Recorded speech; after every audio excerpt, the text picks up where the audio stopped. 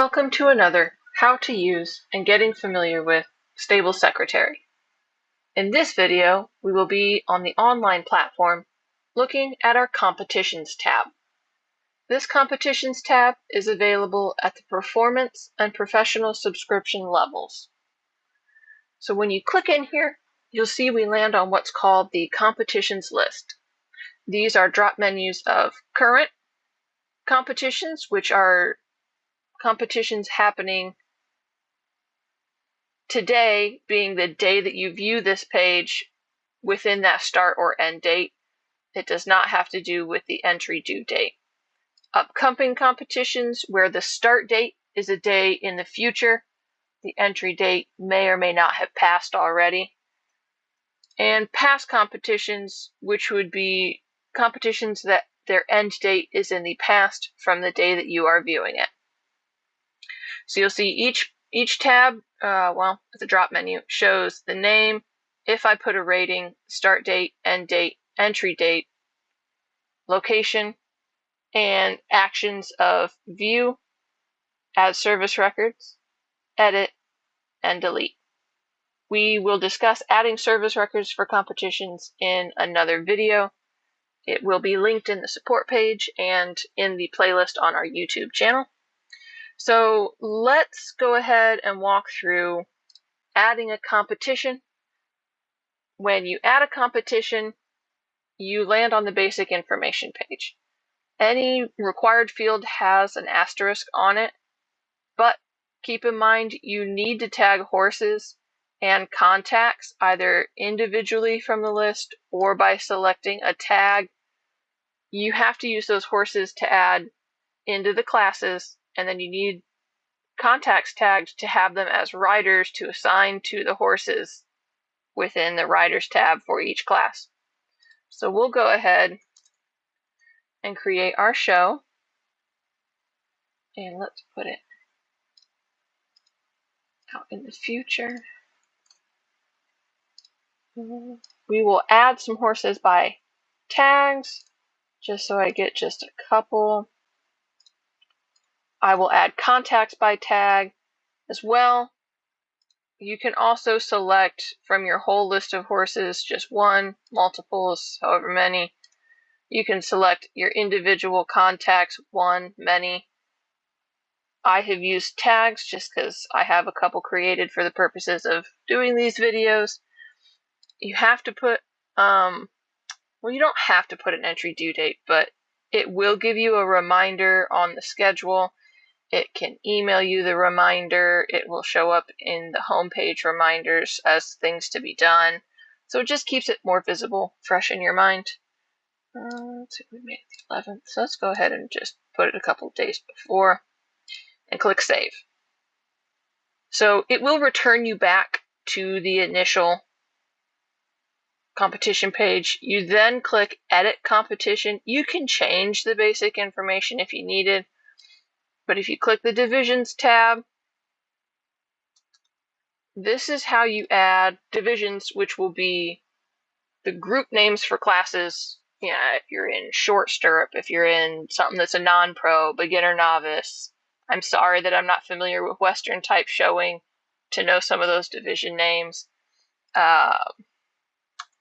You'd name them, you can give them their ratings, you can say how many classes are in there, and then you put your horses in. If you don't select horses in here, when you get to classes and riders, you won't have horses to put in classes or riders to give to the horses in the classes. I'm going to go ahead and just put all my horses on there. You can add as many as you need. You can set the classes, tag the horses, click Save Divisions. This will bring you to the classes page. You can, from within here, add classes into each division. You could give them more specific names if you need it to say, over fences class 1, under saddle class 2, over fences, 1, over fences 2, whatever it needs to be. If you have a multi-day competition going on, you can set the specific date for each one. You can remove them. You're also able to add miscellaneous classes, which don't belong to a specific division. by just clicking and giving them names. So you'll save those. For riders, because we tagged horses into the divisions, you'll see each class is split out with a line for each horse. Division 2, same thing. So I have several people to choose, so I'm just going to put some people on here. So if you click apply to all, what it will do is within just the division, and so for those classes within a division, it will apply the same rider to that same named horse. So say I'm going to change it, put the wrong person, you can see it's changing it down here. And we will change that and apply to all. This just makes it super fast to be able to put people in for each horse. If the same people are going to ride the same horse in a whole division, I'm just putting myself on all of them here. Click Save Riders. And it will kick you back to the competitions list again. So we will go back into our show. We have filled in our basic info, all our divisions. As I click through these, you can make edits and press save. Done our classes. We've done our riders and attached them to the horses. So the other page is results. So the software, when you save riders, kicks you back to the home screen because it's like, okay, we're going to wait for the competition to run, the show to run, and then someone can come in and put all the placings or earnings, points that have been won with the placings, and then like number of entries in each class. So placing is we have a defined drop menu, including did not place, disqualified, champion, reserve champion, top 3, top 5, all of these. So you'll just go through and add in whatever you want to put on here. If anyone won any earnings, I would fill them all in, but I don't want to make this video 2 hours long. Anyone that earns points, how many entries are in each class, something like that.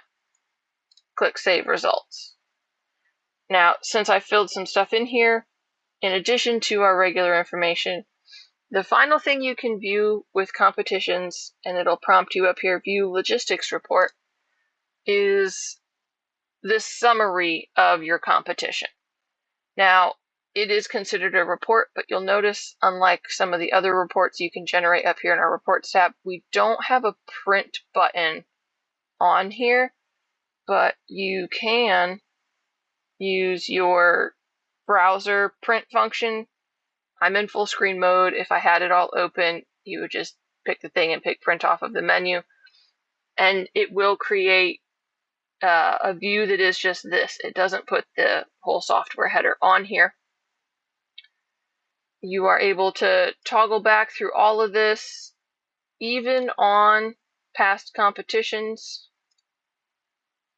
where it has closed, but you can still change all the pages, can still enter results. I don't have information in here, I'm sorry. And then you can still view a logistics report. And that is a little bit of viewing the competitions tab and how to add a competition.